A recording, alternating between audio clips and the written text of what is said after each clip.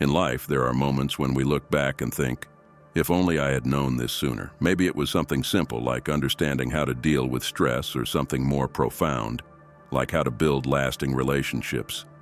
Often we learn these life-changing lessons only after enduring mistakes, heartbreak, and failure. But what if you could learn them before those hard times hit? What if you could prepare yourself to face life's challenges with grace and strength instead of reacting out of pain or fear? That's where Stoicism comes in. Stoicism isn't just some ancient philosophy meant for scholars. It's a practical, powerful guide to living that can change the way you see the world and how you move through it. In fact, these lessons can transform your perspective, giving you the tools to handle anything life throws your way. What we're about to explore today are lessons most people realize too late, lessons that often come after suffering, but you don't have to wait for that. Today, you're going to learn these invaluable teachings now, so you can apply them today, tomorrow, and every day forward. Now, before we dive in, I want to make sure you don't miss out on any future lessons.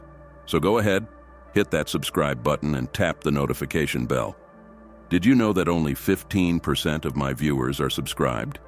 If you're enjoying this content and find it valuable, I'd be honored if you'd join our community. Mastering your emotions. Life, as we all know, rarely goes according to plan. Unexpected challenges arise, people let us down, and sometimes the future feels uncertain. But here's the hard truth. While we can't control life's storms, what we can control is how we let those storms affect us. It's easy to let anger, sadness, or anxiety consume you when things don't go your way. But I want you to take a moment and ask yourself, how much of that pain comes from the situation itself, and how much comes from how you're choosing to react? This is a tough pill to swallow, isn't it? We often believe that our suffering is a direct result of the circumstances we face, but the truth is far more empowering and far more challenging. As Seneca, the great Stoic philosopher, said, "We suffer not from the events in our lives, but from the way we interpret them." Your pain, your frustration, your heartbreak, they don't stem from the event itself. They stem from the meaning and power you give those events. Now, imagine living a life where you're no longer at the mercy of every emotional wave that crashes over you. Imagine not letting someone's hurtful words or a difficult day take control of your peace of mind. It sounds freeing, doesn't it? But here's the thing. Too often, we give away that power. We let our emotions dictate our decisions, our reactions, and ultimately, our lives. And when you do that, you become a prisoner of every little thing that doesn't go your way. Let's talk about the real pain that comes with letting your emotions run the show. Have you ever said something in anger that you immediately regretted, or made a decision in the heat of frustration, only to realize later it was the wrong move? If you're like most people, the answer is yes. These moments leave behind a trail of regret, fractured relationships, and missed opportunities. When you're a slave to your emotions, your life feels out of control. You wake up dreading the day because you know that the smallest thing, a rude comment, a stressful work email, can send you spiraling. You find yourself trapped in a cycle of overthinking, worrying, and reacting, constantly on edge, constantly at the mercy of what's happening to you instead of what's happening within you. It's exhausting, and it's no way to live. But here's the reality. The world is not going to bend to your emotional needs. People will still disappoint you. Problems will still arise. You can't avoid the storms. But you can decide whether you let them uproot your peace or not. So how do you break free from this emotional prison? How do you take back control? It's simple in theory, but requires practice. You must train yourself to pause before you react. Picture this. The next time you feel your anger rising or anxiety creeping in, instead of reacting right away, you pause. You take a deep breath. You let the wave of emotion wash over you without acting on it. In that moment, you create space. And in that space, you choose your response. This practice doesn't mean ignoring or suppressing your emotions. Suppressing emotions only leads to more pain down the road. Instead, it's about acknowledging what you feel without letting it dictate your actions. It's about being fully present with your emotions, but knowing that you are the one in control, not them. Practical steps to master your emotions. Pause and breathe. The next time something triggers you, whether it's an argument, a stressful situation, or even an internal fear, stop. Take a slow, deep breath. Count to 5 as you breathe in and 5 as you breathe out. This pause will create enough distance between your emotion and your reaction, giving you a moment to regain control. Identify the emotion. Ask yourself, what am I feeling right now? Sometimes, just putting a name to the emotion, anger, fear, sadness, helps to diffuse its power. Acknowledging it allows you to see it as something separate from you, rather than something that defines you. Challenge your thoughts. Once you identify the emotion, challenge the thoughts fueling it. Ask yourself, is this situation really as bad as I'm making it out to be? Or am I jumping to conclusions? Often, we let our minds spiral into worst-case scenarios, but stepping back allows you to see the situation more clearly. Choose your response. Now that you've paused, identified the emotion, and challenged your thoughts, you're in the driver's seat. You get to choose how you'll respond. Will you lash out in anger, or will you speak calmly? Will you give in to fear, or will you take a step forward in courage? The choice is yours, every time. Let me tell you a story about a time when I truly lost myself to my emotions, and the damage it caused, both to someone I cared about and to myself. It was a typical Saturday afternoon, the kind where you don't expect anything to go wrong. I was sitting at home enjoying the weekend when my phone rang. It was a close friend of mine, let's call him Mike. We had been friends for over 10 years, and we'd been through just about everything together. But that day, things were different. Mike called with news that caught me off guard. He was upset about something trivial, something that I hadn't even realized had bothered him. But the way he brought it up, accusing, harsh, almost like an attack, it lit a fire in me. I felt blindsided, like I was being blamed for something I didn't even know was an issue. And instead of pausing, instead of taking a breath and thinking through my response, I let my anger take control. I yelled. I shouted things I didn't mean, things that had been simmering under the surface for far too long. In that moment, it wasn't just about what Mike had said. It became about every little thing that had annoyed me, every disagreement we'd ever had. I wasn't talking to my best friend anymore. I was attacking him. And the worst part? I knew, even as the words were leaving my mouth, that I would regret every single one of them. When the call ended, there was this eerie silence. You know that feeling, right? That heavy weight in your chest, that pit in your stomach when you know you've messed up. I sat there for hours, replaying the argument in my head, realizing how much damage I'd just caused to one of the most important relationships in my life. Mike didn't deserve that, and I knew it. It wasn't the argument that left the deepest scar. It was the realization that I'd let my anger, my unchecked emotions, ruin something that meant the world to me. I hurt my friend, but in the process, I also hurt myself. I remember sitting there thinking, how did I let it get this far? It took months, long, painful months, for me to rebuild that friendship. It wasn't easy. I had to earn back his trust, prove that I was willing to change, to do better. And let me tell you, that's a hard road to walk. There were moments when I wasn't sure if our relationship would ever be the same again. But here's what I learned. The damage caused by impulsive emotions can leave scars that are hard to heal. And if I could turn back time, if I could have just paused for a second, none of that would have happened.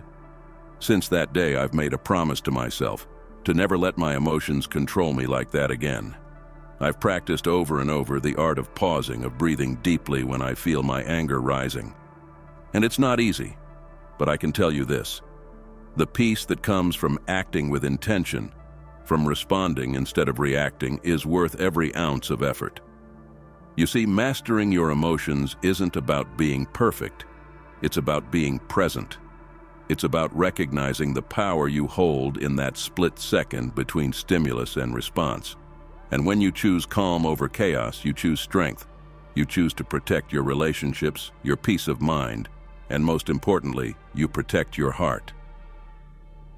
So here's my challenge to you. The next time you feel the heat of anger or frustration boiling up, pause, take a deep breath. In that moment, you hold all the power. Don't let your emotions dictate your life. You're stronger than that. You're better than that. Emotional mastery isn't something that happens overnight. It's a practice, one that requires patience, self-awareness, and a willingness to grow. But every time you choose to pause, every time you decide to act from a place of strength instead of impulse, you take one step closer to mastering your life. Mastering your emotions isn't about becoming emotionless. It's about harnessing the energy of your emotions and channeling them into actions that serve you, rather than actions that harm you. It's about living with intention, not reaction. So the next time life throws you a curveball, and it will, remember this: you are in control. You are stronger than your impulses. You are more powerful than your anger, your anxiety, your fear. You have the ability to pause, to reflect, and to choose. And when you choose wisely, you are unstoppable. Letting go of what you can't control, finding freedom and peace. Imagine this. You've been holding on, tightly gripping the things you can't change, trying to control people, situations, or outcomes that feel just beyond your reach. You've stayed up late at night thinking, worrying, wondering how things might unfold if only you could change just one more thing. But the truth is, no matter how hard you try, some things will never be within your control. And that, my friend, is where the exhaustion sets in. You wake up feeling drained. You carry the weight of anxiety, frustration, and sometimes even anger, because you've poured your energy into what's completely outside your power. The harder you hold on, the more helpless you feel. You start to lose sight of the present, lose control of your own peace. And that's when you realize that the real problem isn't the world around you. It's the battle happening within. Let me tell you something that may just change the way you approach your life. There is freedom in letting go. Letting go isn't about giving up or losing. It's about understanding that your energy is best spent on the things you can control. It's about realizing that while you may not be able to control every outcome or every person's actions, you do have the power to control your reactions, your thoughts, and your choices. Think of it like this. You've been carrying around a heavy load of worries. Every time you try to control the uncontrollable, that load gets heavier. You start feeling the weight in your shoulders, in your mind, in your heart. Now, imagine setting that load down. Imagine focusing only on the things you can influence, your actions, your mindset, your responses to life's challenges. Suddenly, you feel lighter, freer. You breathe deeper, think clearer. This is the peace that comes from letting go. But why is it so hard to let go? Because the truth is, we're afraid. Afraid of what might happen if we don't hold on. Afraid of losing control. But here's the paradox.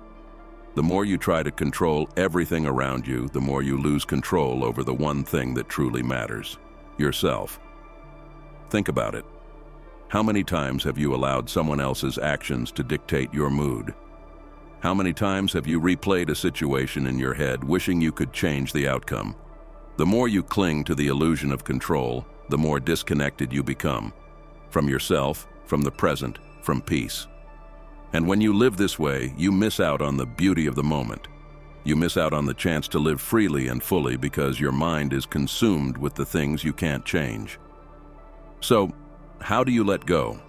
How do you shift your focus from trying to control the world to finding peace within yourself? It starts with one simple but powerful realization. You are responsible for your mind, not outside events.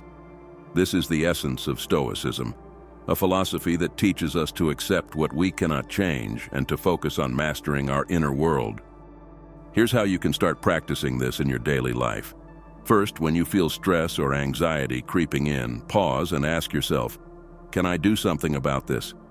If the answer is yes, take action. If the answer is no, let it go. Holding on to something that's beyond your control will only hurt you, not help you. Next, shift your focus from what you can't change to what you can, your reactions. Ask yourself, how can I best respond to this situation? This subtle shift puts the power back in your hands, allowing you to feel more in control of your own life, even when external circumstances remain unchanged. Make acceptance a daily practice. Start each morning by reminding yourself, I will focus on what I can control today and let go of what I can't. When you make this a habit, you'll find that the small, everyday worries start to lose their hold on you. You'll be more present, more peaceful, and more grounded in what truly matters. And lastly, forgive yourself.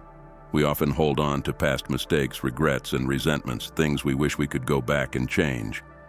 But letting go means freeing yourself from that burden too.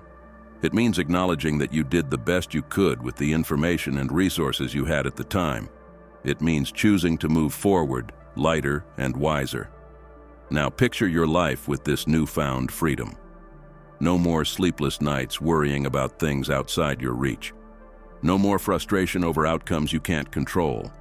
Instead, you feel a sense of calm, a sense of clarity. You wake up each day knowing that while you can't control the world, you can control how you show up in it. And that, my friend, is where true strength lies. So here's my challenge to you. Let go. Just one thing today. Whether it's a worry about the future, an unresolved conflict, or a regret from the past. Take that weight off your shoulders.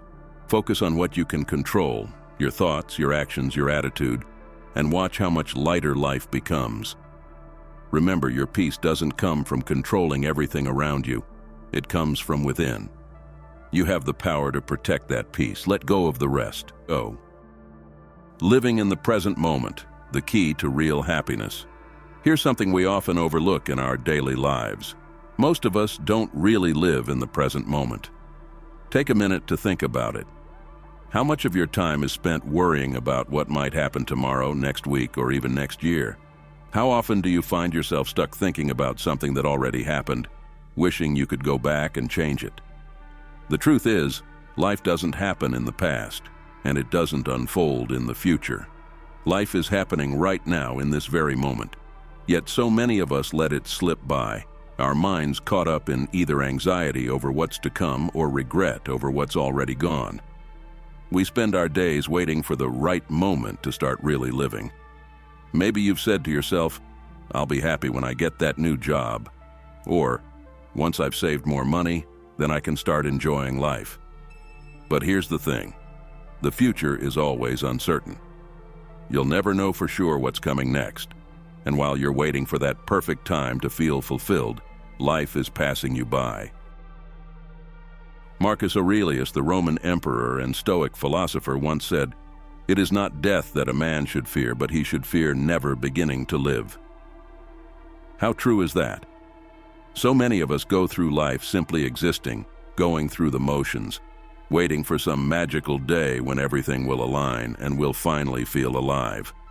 But the truth is, life is happening now, and if you keep waiting for some future event to bring you happiness, you'll miss out on all the beauty that's right in front of you.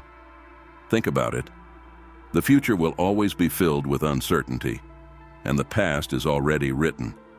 But this moment, right now, is yours to shape. It's yours to enjoy. When you start living fully in the present, you stop letting fear of the future or regret about the past steal your joy.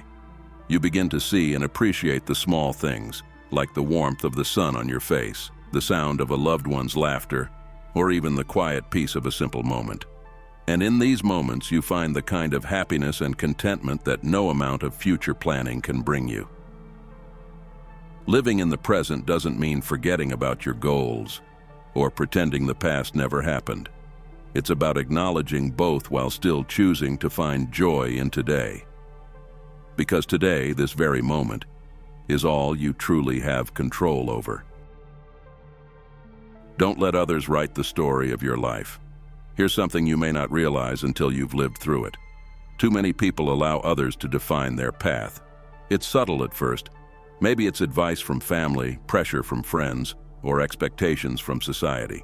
Before you know it, you find yourself living a life that isn't truly yours. You're following someone else's script, someone else's vision for what your life should be. But let me tell you this: you are the author of your own story. And if you let someone else hold the pen, you're giving away your power. The power to shape your destiny, to decide what kind of person you want to be, and to pursue the dreams that set your soul on fire. Think about it. How often have you made decisions based on what others expected of you? How many times have you put aside what you really wanted because you were worried about disappointing someone? It's a common trap, one that most of us fall into at some point. But the truth is, when you live your life for others, you lose sight of who you are and what truly makes you happy. And here's the thing: the more you live to please others, the more you distance yourself from your authentic self. You start to feel lost, disconnected from your purpose, and unsure of what you really want in life. It's like waking up one day and realizing that the life you've built doesn't reflect the person you truly are. Let's get real for a moment. The pain of letting others write your story isn't just about missing out on your dreams. It's about losing your sense of self. When you constantly seek approval from others or bend to meet their expectations, you start to forget who you are. You stop asking yourself, what do I really want? And start asking, what will make them happy? It's draining, it's exhausting, and it's not sustainable. Living for someone else's approval often leads to resentment toward yourself and toward those you've been trying to please. You may start to feel bitter, wondering why you're not fulfilled, why life feels empty even when you've done everything right. But the problem isn't that you haven't done enough. It's that you haven't done what's right for you. We only get one shot at this life. And the regret that comes from realizing you've spent years living someone else's version of it, that's a heavy burden to carry. So how do you take back the pen? How do you start living a life that's truly yours? It begins with a powerful shift in mindset. You have the right to live your life on your terms. It's not about rejecting advice or support from others. It's about learning to trust your own instincts, to listen to the voice inside you that knows what you really want. You see, deep down, you already know what makes you feel alive, what dreams keep you awake at night, and what kind of person you want to become. The key is learning to honor that voice and let it guide your decisions, rather than letting the expectations of others dictate your path. Here are some practical steps you can take to reclaim your life and start writing your own story. Reflect on what truly matters to you. Take a moment to reflect on your life as it is right now. Ask yourself, am I living the life I want or the life others expect of me? Be honest with yourself. What are your deepest desires, your biggest dreams? Write them down. Don't worry about whether they seem practical or if others will approve. This is your story, and it's time to start living it. Set boundaries. One of the hardest but most necessary steps in reclaiming your life is setting boundaries with those around you. This doesn't mean shutting people out, but it does mean protecting your time, energy, and dreams. Learn to say no to things that don't align with your goals, and yes to the opportunities that bring you closer to the life you want. Setting boundaries is about respecting yourself and your vision for the future. Stop seeking approval. This is a tough one. From a young age, many of us are conditioned to seek approval from parents, teachers, and peers. But here's the truth: you don't need anyone's permission to live your life. The more you base your decisions on external validation, the more you'll lose sight of what's truly important to you. Start making choices that reflect your values, not someone else's expectations. Embrace your authentic self. There's incredible power in owning who you are, flaws and all. When you stop pretending to be someone you're not, you open yourself up to genuine happiness. You start attracting people and opportunities that align with the real you, not the version of you that's trying to fit someone else's mold. Don't be afraid to stand out, to be different, to pursue your passions, even if they go against the grain. Take action on your own terms. The most important step in writing your own story is to take action. Don't wait for the right time or for everything to be perfect. Start now. Whether it's pursuing a new career path, ending a toxic relationship, or finally chasing that dream you've kept on the back burner, take that first step. Every chapter of your life is waiting to be written by you, and there's no better time than now to start. Remember this: your life is a blank page, and only you get to decide what's written on it. Don't let anyone else hold the pen. When you live according to someone else's vision, you give up your power, your passion, and your purpose. But when you take control and start writing your own story, you unlock a life of fulfillment, meaning, and authenticity. Let's start with the easy part: those who uplift and support you. These are the people who are always in your corner, who encourage you to pursue your dreams and who believe in you, sometimes more than you believe in yourself. They teach you what it means to give and receive love, to be seen and valued for who you are. They show you the beauty of connection, of trust, of mutual respect. But these people also teach you something more subtle. They teach you gratitude. It's easy to take these relationships for granted, but when you stop and reflect on the positive influence they have on your life, you begin to see just how fortunate you are. They remind you that the best relationships are built on kindness, understanding, and a shared commitment to lifting each other up. Now let's talk about the harder lesson: those who challenge you. These might be people who frustrate you, who seem to push all the wrong buttons, or who have hurt you in ways that are difficult to forgive. But here's the thing: these people are some of your greatest teachers. Why? Because they force you to look inward. When someone challenges you, they bring to light the areas where you need to grow. Maybe they trigger your insecurities, or maybe they push you to set boundaries. Whatever it is, they show you the parts of yourself that need attention. It's not always comfortable, but it's necessary for growth. For example, someone who is difficult to work with might teach you patience. Someone who has betrayed your trust might teach you the importance of self-respect and boundaries. Someone who is critical might push you to develop thicker skin and to be more confident in your own path. These lessons are not easy, but they are vital.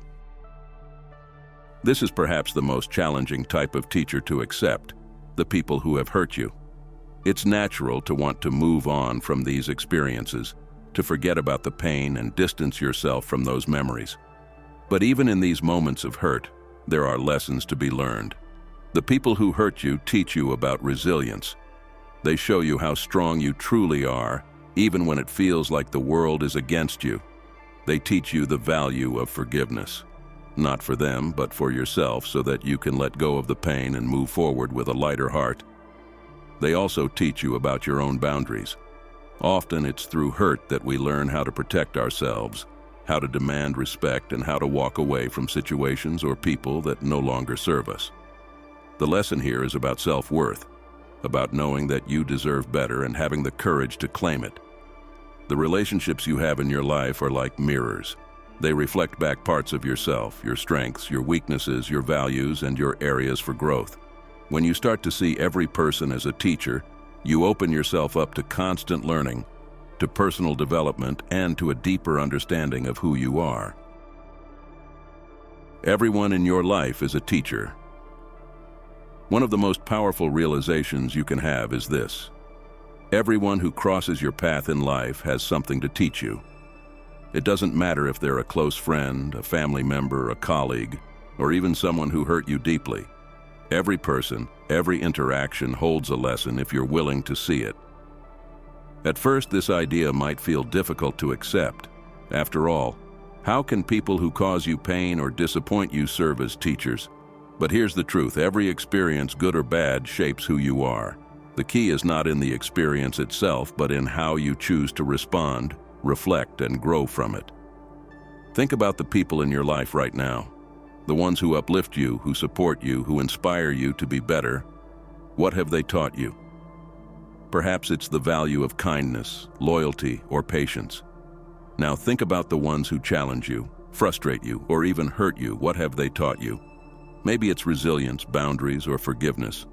The lesson is always there, waiting for you to uncover it. Take control of your life today. You see, the key to happiness isn't found in controlling everything around you, nor is it found in waiting for the future to finally bring you peace. The key is learning to let go of what you can't control and finding joy in the present moment. So I challenge you today, let go. Let go of the need to control outcomes. Let go of the past that's holding you back and embrace the moment you're living in. Focus on what you can change, your thoughts, your actions, your mindset, and watch how much lighter life becomes. And remember this, life is happening right now. Don't miss it waiting for the perfect moment to come. It's already here.